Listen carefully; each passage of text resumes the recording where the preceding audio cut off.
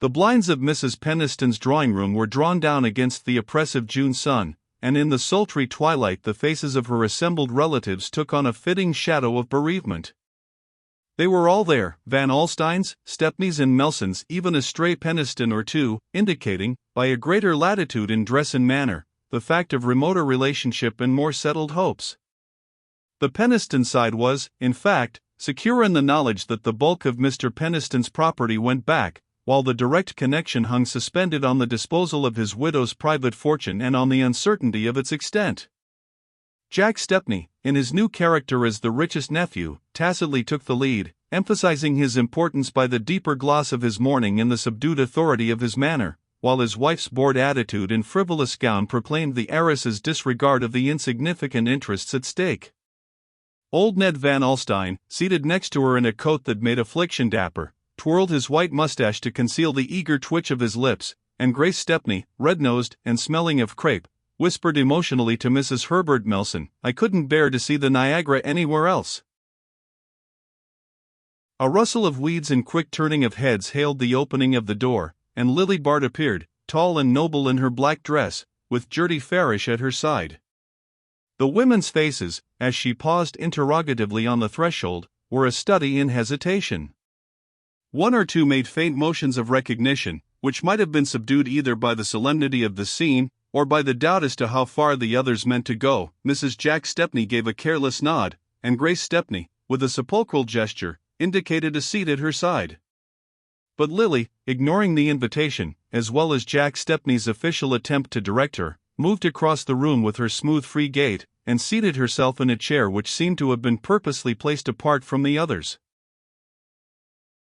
It was the first time that she had faced her family since her return from Europe, 2 weeks earlier, but if she perceived any uncertainty in their welcome, it served only to add a tinge of irony to the usual composure of her bearing. The shock of dismay with which, on the dock, she had heard from Gertie Farish of Mrs. Peniston's sudden death, had been mitigated, almost at once, by the irrepressible thought that now, at last, she would be able to pay her debts. She had looked forward with considerable uneasiness to her first encounter with her aunt.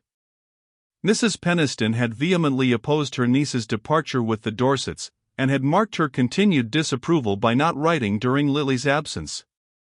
The certainty that she had heard of the rupture with the Dorsets made the prospect of the meeting more formidable, and how should Lily have repressed a quick sense of relief at the thought that, instead of undergoing the anticipated ordeal, she had only to enter gracefully on a long-assured inheritance. It had been, in the consecrated phrase, always understood that Mrs. Peniston was to provide handsomely for her niece, and in the latter's mind the understanding had long since crystallized into fact. "She gets everything, of course I don't see what we're here for," Mrs. Jack Stepney remarked with careless loudness to Ned Van Alstyne, and the latter's deprecating murmur, "Julia was always a just woman," might have been interpreted as signifying either acquiescence or doubt. "Well, it's only about 400,000, Mrs. Stepney rejoined with a yawn, and Grace Stepney, in the silence produced by the lawyer's preliminary cough, was heard to sob out, "They won't find a towel missing, I went over them with her the very day." Lily, oppressed by the close atmosphere, and the stifling odor of fresh morning, felt her attention straying as Mrs. Peniston's lawyer, solemnly erect behind the buhl table at the end of the room, began to rattle through the preamble of the will. "It's like being in church," she reflected, wondering vaguely where Gwen Stepney had got such an awful hat. Then she noticed how stout Jack had grown. He would soon be almost as plethoric as Herbert Melson, who sat a few feet off, breathing puffily as he leaned his black-gloved hands on his stick. "I wonder why rich people always grow fat. I suppose it's because there's nothing to worry them. If I inherit, I shall have to be careful of my figure," she mused, while the lawyer droned on through a labyrinth of legacies. The servants came first, then a few charitable institutions, then several remoter Melsons and Stepneys, who stirred consciously as their names rang out, and then subsided into a state of impassiveness befitting the solemnity of the occasion. Ned Van Alstyne, Jack Stepney, and a cousin or two followed, each coupled with the mention of a few thousands. Lily wondered that Grace Stepney was not among them. Then she heard her own name, "To my niece Lily Bart $10,000, and after that the lawyer again lost himself in a coil of unintelligible periods, from which the concluding phrase flashed out with startling distinctness, "and the residue of my estate to my dear cousin and namesake, Grace Julia Stepney." There was a subdued gasp of surprise, a rapid turning of heads, and a surging of sable figures toward the corner in which Miss Stepney wailed out her sense of unworthiness through the crumpled ball of a black-edged handkerchief. Lily stood apart from the general movement, feeling herself for the first time utterly alone. No one looked at her, no one seemed aware of her presence. She was probing the very depths of insignificance. And under her sense of the collective indifference came the acuter pang of hopes deceived. Disinherited, she had been disinherited, and for Grace Stepney. She met Gertie's lamentable eyes, fixed on her in a despairing effort at consolation, and the look brought her to herself. There was something to be done before she left the house, to be done with all the nobility she knew how to put into such gestures. She advanced to the group about Miss Stepney, and holding out her hand said simply, "Dear Grace, I am so glad." The other ladies had fallen back at her approach, and a space created itself about her. It widened as she turned to go, and no one advanced to fill it up. She paused a moment, glancing about her, calmly taking the measure of her situation. She heard someone ask a question about the date of the will. She caught a fragment of the lawyer's answer, something about a sudden summons, and an earlier instrument. Then the tide of dispersal began to drift past her. Mrs. Jack Stepney and Mrs. Herbert Melson stood on the doorstep awaiting their motor. A sympathizing group escorted Grace Stepney to the cab it was felt to be fitting she should take, though she lived but a street or two away, and Miss Bart and Gertie found themselves almost alone in the purple drawing-room, which more than ever, in its stuffy dimness, resembled a well-kept family vault, in which the last corpse had just been decently deposited. In Gertie Farish's sitting room, whither a hansom had carried the two friends, Lily dropped into a chair with a faint sound of laughter. It struck her as a humorous coincidence that her aunt's legacy should so nearly represent the amount of her debt to Trenor. The need of discharging that debt had reasserted itself with increased urgency since her return to America, and she spoke her first thought in saying to the anxiously hovering Gertie, "I wonder when the legacies will be paid." But Miss Farish could not pause over the legacies. She broke into a larger indignation. "Oh, Lily, it's unjust, it's cruel. Grace Stepney must feel she has no right to all that money." "Anyone who knew how to please Aunt Julia has a right to her money," Miss Bart rejoined philosophically. "But she was devoted to you," she led everyone to think. Gertie checked herself in evident embarrassment, and Miss Bart turned to her with a direct look. "Gertie, be honest, this will was made only 6 weeks ago." She had heard of my break with the Dorsets? Everyone heard, of course, that there had been some disagreement, some misunderstanding. "Did she hear that Bertha turned me off the yacht?" "Lily, that was what happened, you know. She said I was trying to marry George Dorset. She did it to make him think she was jealous. Isn't that what she told Gwen Stepney?" "I don't know, I don't listen to such horrors." "I must listen to them, I must know where I stand." She paused, and again sounded a faint note of derision. "Did you notice the women? They were afraid to snub me while they thought I was going to get the money. Afterward they scuttled off as if I had the plague." Gertie remained silent, and she continued, "I stayed on to see what would happen. They took their cue from Gwen Stepney and Lulu Melson. I saw them watching to see what Gwen would do to Gertie. I must know just what is being said of me." "I tell you, I don't listen. One hears such things without listening." She rose and laid her resolute hands on Miss Farish's shoulders. "Gertie, are people going to cut me?" "Your friends, Lily, how can you think it? Who are one's friends at such a time? Who, but you, you poor trustful darling? And heaven knows what you suspect me of." She kissed Gertie with a whimsical murmur. "You'd never let it make any difference, but then you're fond of criminals, Gertie. How about the irreclaimable ones, though? For I'm absolutely impenitent, you know." She drew herself up to the full height of her slender majesty, towering like some dark angel of defiance above the troubled Gertie, who could only falter out, "Lily, Lily, how can you laugh about such things? So as not to weep, perhaps. But no, I'm not of the tearful order. I discovered early that crying makes my nose red, and the knowledge has helped me through several painful episodes." She took a restless turn about the room, and then, reseating herself, lifted the bright mockery of her eyes to Gertie's anxious countenance. "I shouldn't have minded, you know, if I'd got the money, and at Miss Farish's protesting, oh," she repeated calmly, "not a straw, my dear, for, in the first place, they wouldn't have quite dared to ignore me, and if they had, it wouldn't have mattered, because I should have been independent of them. But now—" The irony faded from her eyes, and she bent a clouded face upon her friend. "How can you talk so, Lily? Of course the money ought to have been yours, but after all that makes no difference. The important thing—" Gertie paused, and then continued firmly, "the important thing is that you should clear yourself, should tell your friends the whole truth." "The whole truth?" Miss Bart laughed. "What is truth? Where a woman is concerned, it's the story that's easiest to believe. In this case it's a great deal easier to believe Bertha Dorset's story than mine, because she has a big house and an opera box, and it's convenient to be on good terms with her." Miss Farish still fixed her with an anxious gaze. "But what is your story, Lily? I don't believe anyone knows it yet." "My story? I don't believe I know it myself. You see, I never thought of preparing a version in advance as Bertha did, and if I had, I don't think I should take the trouble to use it now." But Gertie continued with her quiet reasonableness, "I don't want a version prepared in advance, but I want you to tell me exactly what happened from the beginning." "From the beginning?" Miss Bart gently mimicked her. "Dear Gertie, how little imagination you good people have.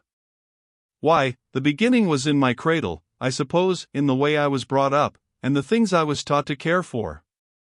Or no, I won't blame anybody for my faults, I'll say it was in my blood, that I got it from some wicked pleasure-loving ancestress, who reacted against the homely virtues of New Amsterdam, and wanted to be back at the court of the Charleses." And as Miss Farish continued to press her with troubled eyes, she went on impatiently, "You asked me just now for the truth. Well, the truth about any girl is that once she's talked about she's done for, and the more she explains her case the worse it looks. My good Gertie, you don't happen to have a cigarette about you?" In her stuffy room at the hotel to which she had gone on landing, Lily Bart that evening reviewed her situation. It was the last week in June, and none of her friends were in town. The few relatives who had stayed on, or returned, for the reading of Mrs. Peniston's will, had taken flight again that afternoon to Newport or Long Island, and not one of them had made any proffer of hospitality to Lily. For the first time in her life she found herself utterly alone except for Gertie Farish. Even at the actual moment of her break with the Dorsets she had not had so keen a sense of its consequences, for the Duchess of Beltshire, hearing of the catastrophe from Lord Hubert, had instantly offered her protection, and under her sheltering wing Lily had made an almost triumphant progress to London. There she had been sorely tempted to linger on in a society which asked of her only to amuse and charm it, without inquiring too curiously how she had acquired her gift for doing so, but Selden, before they parted, had pressed on her the urgent need of returning at once to her aunt, and Lord Hubert, when he presently reappeared in London, abounded in the same counsel. Lily did not need to be told that the Duchess's championship was not the best road to social rehabilitation, and as she was besides aware that her noble defender might at any moment drop her in favor of a new protégé, she reluctantly decided to return to America. But she had not been 10 minutes on her native shore before she realized that she had delayed too long to regain it. The Dorsets, the Stepneys, the Briss, all the actors and witnesses in the miserable drama had preceded her with their version of the case, and, even had she seen the least chance of gaining a hearing for her own, some obscure disdain and reluctance would have restrained her. She knew it was not by explanations and countercharges that she could ever hope to recover her lost standing, but even had she felt the least trust in their efficacy, she would still have been held back by the feeling which had kept her from defending herself to Gertie Farish, a feeling that was half pride and half humiliation. For though she knew she had been ruthlessly sacrificed to Bertha Dorset's determination to win back her husband, and though her own relation to Dorset had been that of the merest good fellowship, yet she had been perfectly aware from the outset that her part in the affair was, as Carrie Fisher brutally put it, to distract Dorset's attention from his wife. That was what she was there for. It was the price she had chosen to pay for 3 months of luxury and freedom from care. Her habit of resolutely facing the facts, in her rare moments of introspection, did not now allow her to put any false gloss on the situation. She had suffered for the very faithfulness with which she had carried out her part of the tacit compact, but the part was not a handsome one at best, and she saw it now in all the ugliness of failure. She saw, too, in the same uncompromising light, the train of consequences resulting from that failure, and these became clearer to her with every day of her weary lingering in town. She stayed on partly for the comfort of Gertie Farish's nearness, and partly for lack of knowing where to go. She understood well enough the nature of the task before her. She must set out to regain, little by little, the position she had lost, and the first step in the tedious task was to find out, as soon as possible, on how many of her friends she could count. Her hopes were mainly centered on Mrs. Trenor, who had treasures of easygoing tolerance for those who were amusing or useful to her, and in the noisy rush of whose existence the still small voice of detraction was slow to make itself heard. But Judy, though she must have been apprised of Miss Bart's return, had not even recognized it by the formal note of condolence which her friend's bereavement demanded. Any advance on Lily's side might have been perilous. There was nothing to do but to trust to the happy chance of an accidental meeting, and Lily knew that, even so late in the season, there was always a hope of running across her friends in their frequent passages through town. To this end she assiduously showed herself at the restaurants they frequented, where, attended by the troubled Gertie, she lunched luxuriously, as she said, on her expectations. "My dear Gertie, you wouldn't have me let the head waiter see that I've nothing to live on but Aunt Julia's legacy? Think of Grace Stepney's satisfaction if she came in and found us lunching on cold mutton and tea. What sweet shall we have today, dear, coupe Jacques or Pecci's a la Melba?" She dropped the menu abruptly, with a quick heightening of color, and Gertie, following her glance, was aware of the advance, from an inner room, of a party headed by Mrs. Trenor and Carrie Fisher. It was impossible for these ladies and their companions, among whom Lily had at once distinguished both Trenor and Rosedale, not to pass, in going out, the table at which the two girls were seated, and Gertie's sense of the fact betrayed itself in the helpless trepidation of her manner. Miss Bart, on the contrary, borne forward on the wave of her buoyant grace, and neither shrinking from her friends nor appearing to lie in wait for them, gave to the encounter the touch of naturalness which she could impart to the most strained situations. Such embarrassment as was shown was on Mrs. Trenor's side, and manifested itself in the mingling of exaggerated warmth with imperceptible reservations. Her loudly affirmed pleasure at seeing Miss Bart took the form of a nebulous generalization, which included neither inquiries as to her future nor the expression of a definite wish to see her again. Lily, well versed in the language of these omissions, knew that they were equally intelligible to the other members of the party. Even Rosedale, flushed as he was with the importance of keeping such company, at once took the temperature of Mrs. Trenor's cordiality, and reflected it in his offhand greeting of Miss Bart. Trenor, red and uncomfortable, had cut short his salutations on the pretext of a word to say to the head waiter, and the rest of the group soon melted away in Mrs. Trenor's wake.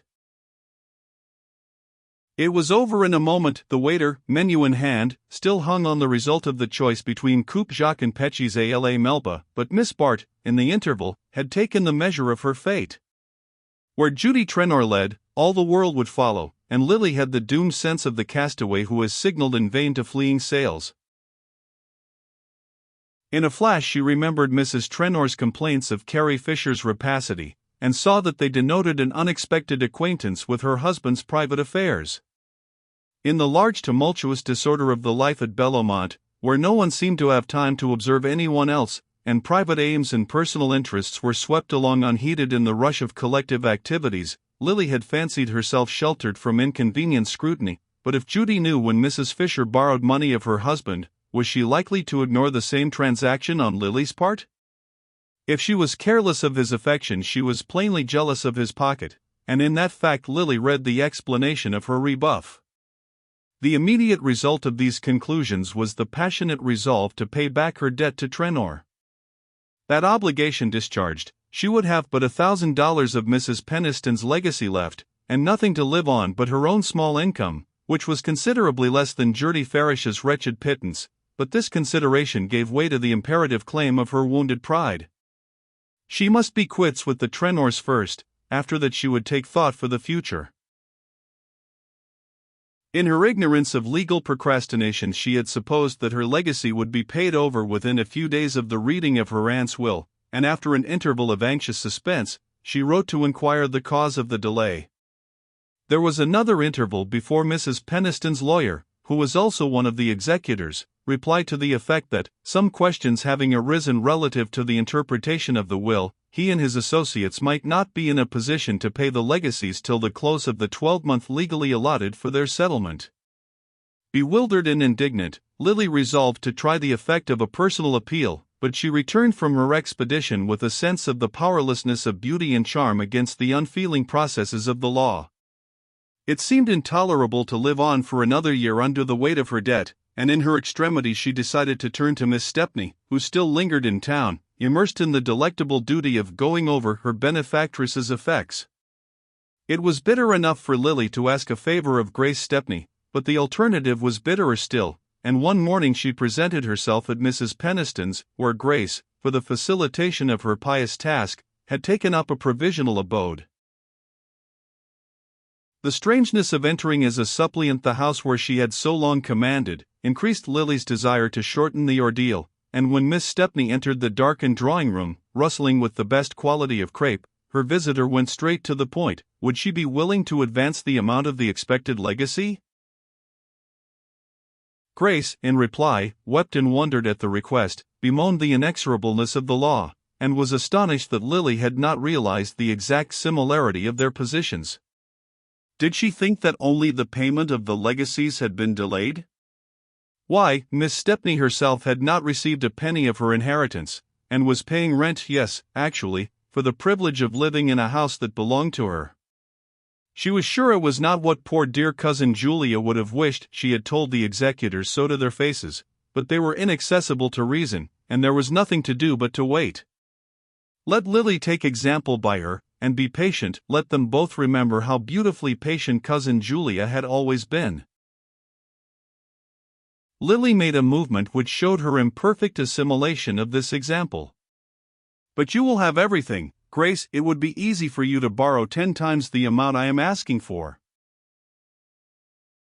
Borrow? Easy for me to borrow? Grace Stepney rose up before her in sable wrath. Do you imagine for a moment that I would raise money on my expectations from cousin Julia, when I know so well her unspeakable horror of every transaction of the sort? Why, Lily, if you must know the truth, it was the idea of your being in debt that brought on her illness. You remember she had a slight attack before you sailed. Oh, I don't know the particulars, of course I don't want to know them, but there were rumors about your affairs that made her most unhappy. No one could be with her without seeing that. I can't help it if you are offended by my telling you this now. If I can do anything to make you realize the folly of your course, and how deeply she disapproved of it, I shall feel it is the truest way of making up to you for her loss.